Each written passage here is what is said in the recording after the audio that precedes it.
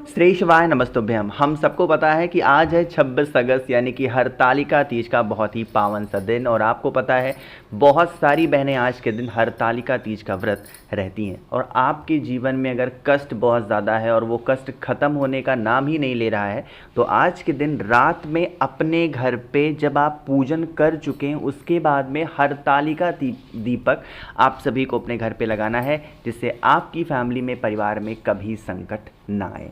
अगर आपने मेरी कल की वीडियो देखी होगी तो मैंने आपको एक चीज़ बता रखी है कि आज के दिन हमें दो महादेव ऐसे हैं, मतलब महादेव का दो नाम ऐसा है जो कि हमें लेना चाहिए।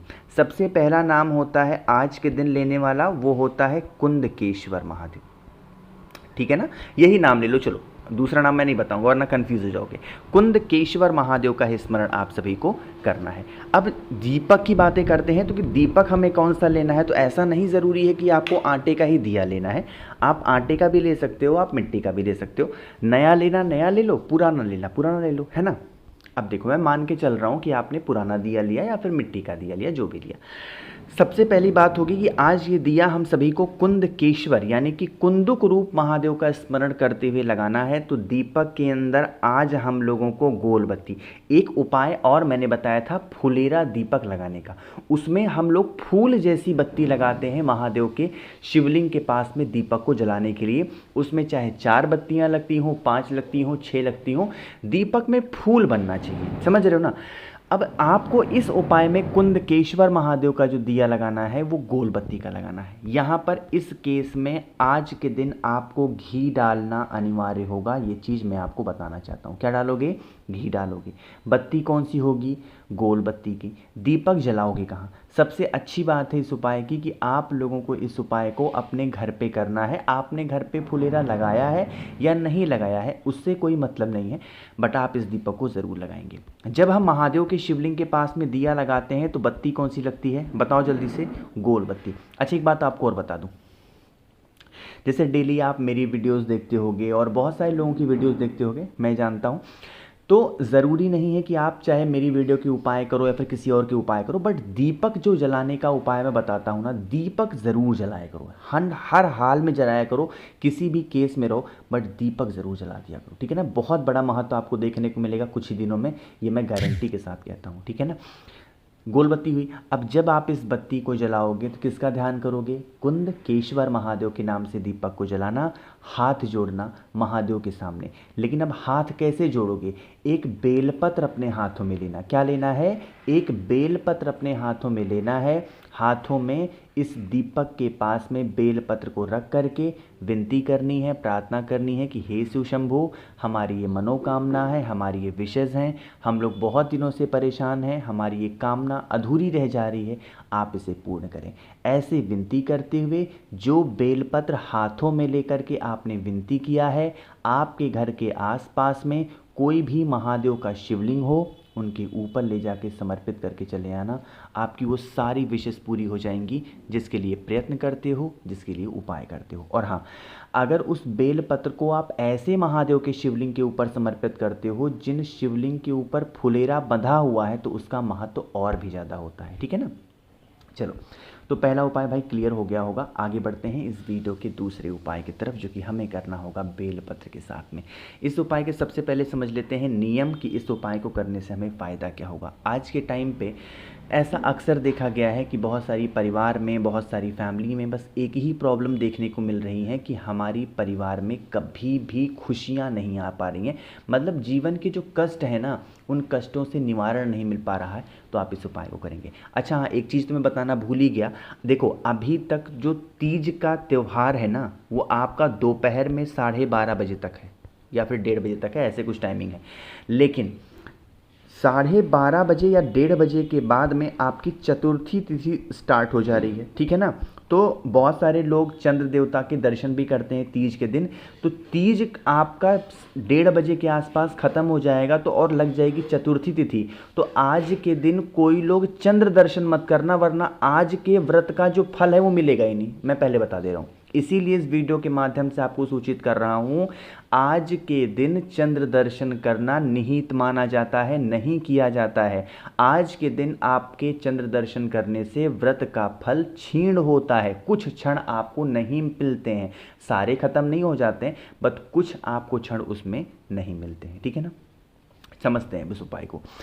अब इस उपाय के लिए हम लोगों को दो चीज़ें लेनी है। सबसे पहले तो आप लोगों को एक बेलपत्र लेना है और दूसरे नंबर पे आप लोगों को चावल के 3 दाने लेने हैं। ध्यान रखिएगा, चावल का 3 दाना जो ले रहे हो वो खंडित नहीं हो, टूटा ना हो। ठीक है ना।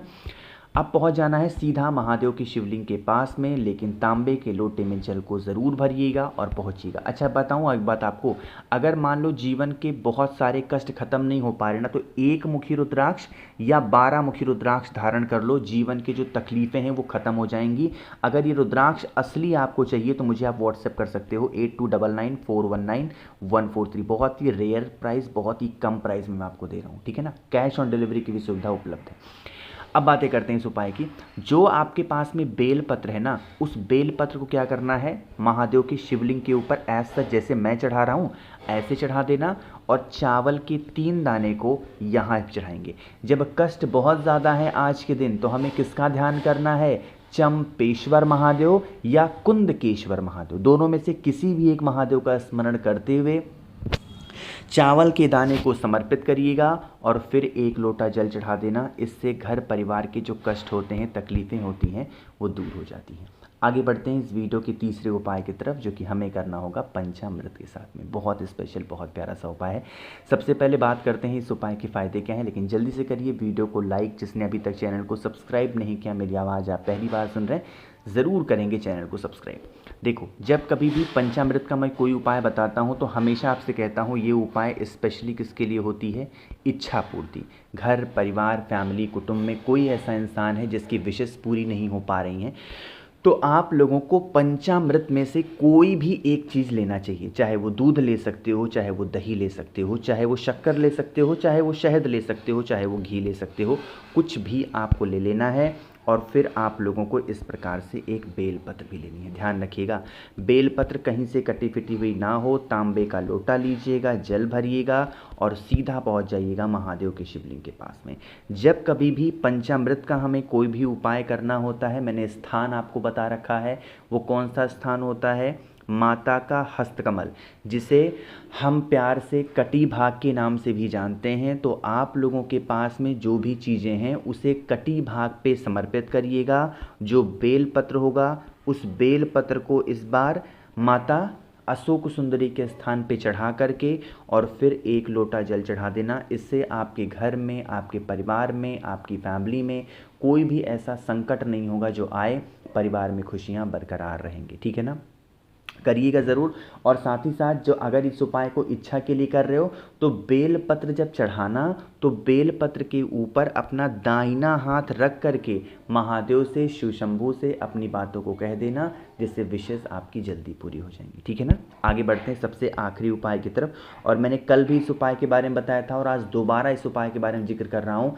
कोई उपाय करो ना करो, बट ये चौथा उपाय जो बताने जा रहा हूँ इसे ज़रूर करिएगा अगर आपको अपने परिवार में बहुत सारी खुशियाँ चाहिए। पीला चंदन लेंगे और पीले चंदन के साथ में तांबे का लोटा लेंगे, जल भरेंगे। जल के अंदर अगर गंगा जल हो तो बहुत अच्छी बात है, और एक बेल पत्र को लेके पहुँच जाएंगे महादेव के शिवलिंग के पास में। हम आज इस उपाय को किसके नाम से करेंगे, चंपेश्वर महादेव। दोबारा बोल रहा हूँ, किसके नाम से, चंपेश्वर महादेव। पीले चंदन को बेल पत्र पे लगा करके वही बेल पत्र महादेव के शिवलिंग के ऊपर रख के और फिर 1 लोटा जल चढ़ा देना। जो तकलीफ़ें होंगी, जो प्रॉब्लम्स होंगी, उनका सल्यूशन आपको जल्दी देखने को मिलेगा। चंपेश्वर महादेव के नाम से इस उपाय को करना है। वीडियो पसंद आई हो तो लाइक ज़रूर करिएगा। कुछ पूछना है नीचे कमेंट सेक्शन में पूछें, और मेरे जितने भी भाई बहन आवाज़ आज मेरी पहली बार सुन रहे हैं, चैनल को ज़रूर सब्सक्राइब करेंगे। श्री शिवाय, नमस्तुभ्यं।